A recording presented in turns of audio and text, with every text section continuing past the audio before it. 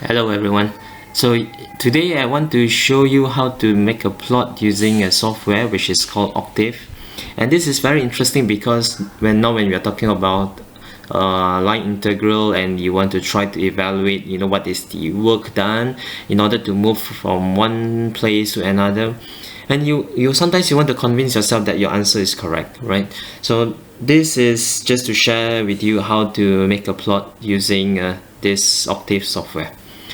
So as an example, I will use this question number 7, which we have done in our assignment, in particular number 7D. But before that, we will have to look at how to plot this vector field given by this equation. Right, so let's go to the Octave. Here, this is how it looks like in Octave. Now let's just go straight to plotting this vector field. So when you want to make a plot, you have to define what is your coordinates, where is your mesh points that you want to plot. So here of course you have to define your x, y, z.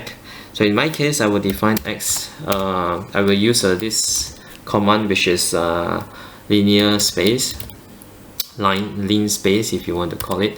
So in this example, let's just plot from -2 to 2. So I will just put -2 over here. So this is the first point in the x-axis, and then I want to go to 2, and in between -2 to 2, including these 2 points, I want to have, for example, five data points. So then when you enter, you will see this is, I have -2, -1, 0, 1 and 2. So I have 5 points. But when you do a plot, this is not very optimum because basically you have 2 sparse points, so there is nothing in between to tell you what happens from -2 to -1. So if you want to make a nice plot, you probably should kind of like make your mesh points finer. So in this case, let's just take a 9 instead. So now you have a larger data points, and then you have -2, -1.5, -1, and so on. So let's do the same for the y-axis. So now let's just change this to y, and you will see these are the same, and the same for the z-axis. Now this just define your x, y, z, but then when you do the plot, you must have a mesh points.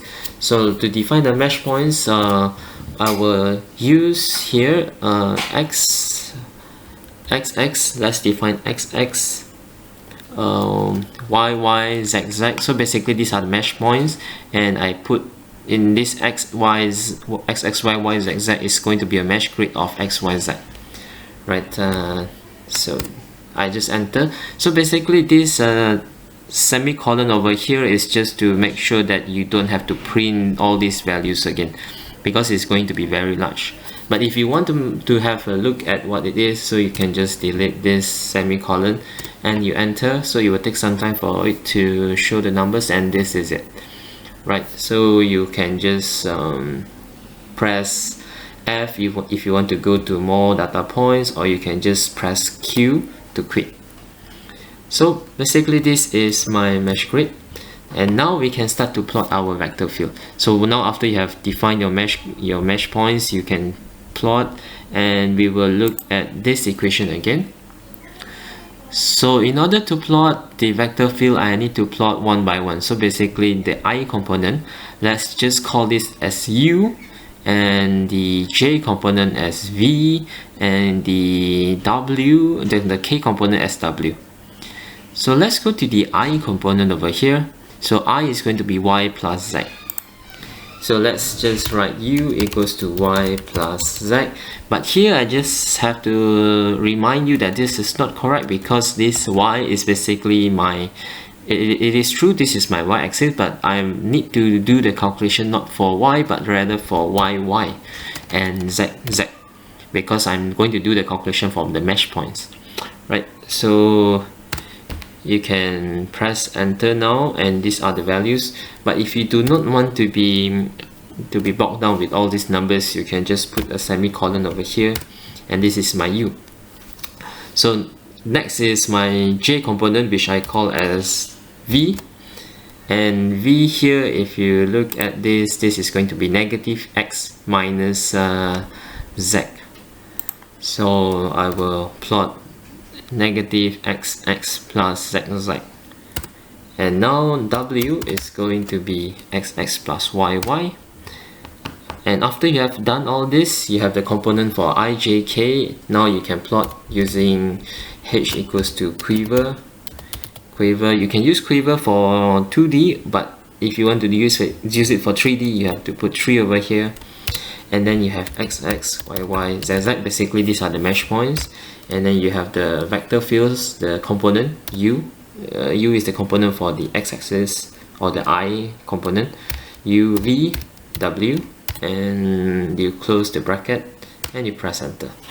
So basically, if you look at this is my vector field.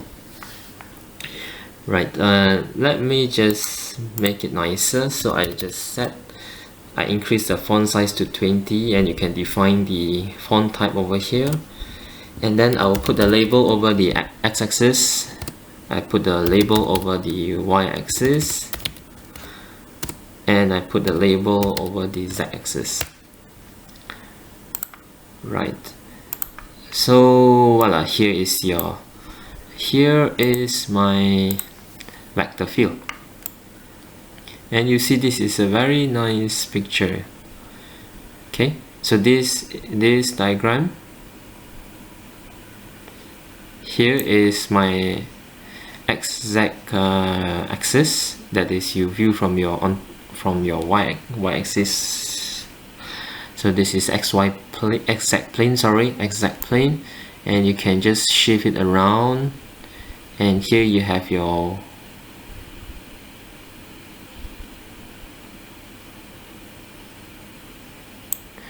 this is my y.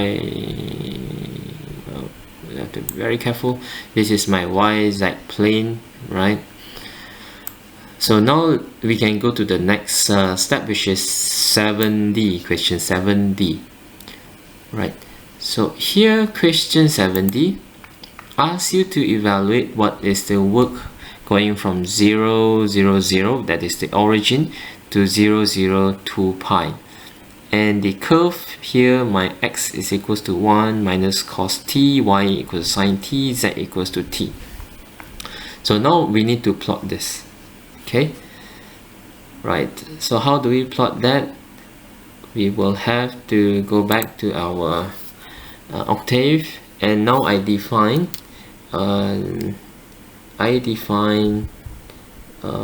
before that I need to increase my axis, because if you look at the equation here, 2 pi 3.142 times 2, this is 6. So but the z-axis I defined is up to 2 only, so I need to increase. So let's increase my mesh points over the x-axis, z-axis, sorry.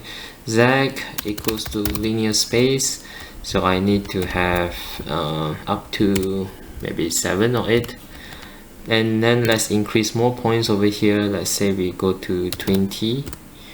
And again, I have to repeat the same case because I have to define now my mesh points. So after defining my mesh points, I should also now redo a calculation for my vectors u, v, w, and I replot again my quiver. So this is my vector field, the same one as just now, but now I increase the z-axis. So again, let's just put set x label, y label, z label. Okay, so now let's go to plot the curve from 0, 0, 0 to 0, 2, 0, 0, 2 pi. So I must define my t, because my z is equals to t and t is equals to 2 pi. So I want to have a plot that goes from 0 to 2 pi, therefore I must define what is my t. So again, I can use the same function, linear space. I can go from 0 to 2 times pi, and in between maybe I will have 10 points or maybe 20 points. That's 20 points, right? And then now my z is going to be equals to t. My z equals to t, and y is going to be equals to sine t, and x is equals to 1 minus cos t. So now I can plot my curve. So let's just plot this way. I can use scatter. So scatter 3. So scatter, basically you will see how it looks like. There's just points, and my x, this is all the values of x, all value of y and z. So I just press, and you will see this is how it looks like.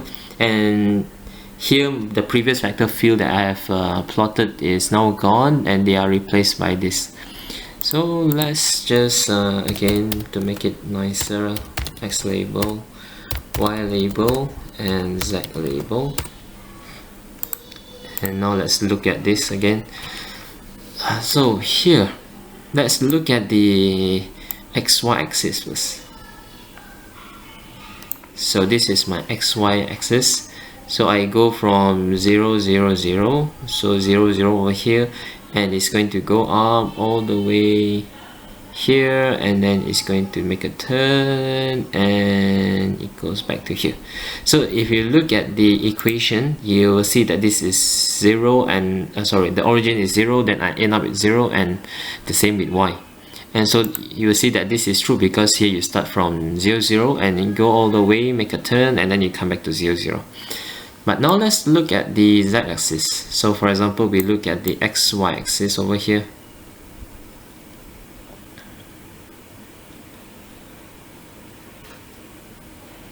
Okay, xy axis. So I start with the 0, and then I make a turn, then I will go to here, 2 pi. So basically this is my 2 pi. So z-axis, in the z-axis it goes from 0 to 2 pi. So this is xy. Let's turn a little bit, and we will have xz. So xz, you will see here. So it starts with 0, it goes up, make a turn, pi, and then it will reach 2 pi over here. Okay, so basically this is the curve for the 0 0 0 from the origin to 0 0 2 pi using the curve defined by this equation. So now we want to look at how it looks like if you superimpose this curve on the vector field. So to do that, we must make sure that this is keep on hold here. So we have to type hold on. So you will do a plot, and it will appear superimposed on this existing plot. So now let's plot again our quiver tree, and we press enter, and voila, you have here it is a very complex plot. But basically what we want is we want to have from 0 0 0, which is over here, all the way to 2 pi. Right. So now let's just go back to x, y, z over here. So let's go to the x-axis here, and I'm going to enlarge.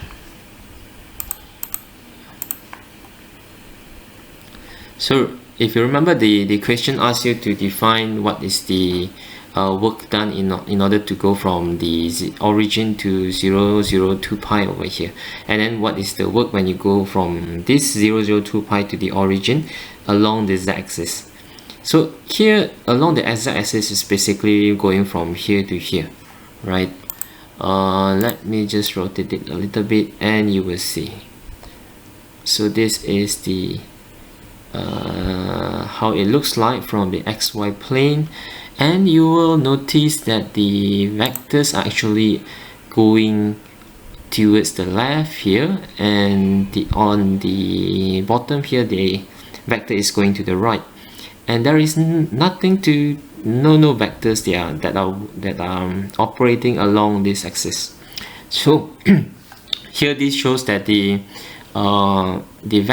work that you are going to do to move the particle, let's say from here to this point, is going to be 0, right? So those who have managed to get 0 for the work from 0, 0, 2 pi to 0, then very well done, right?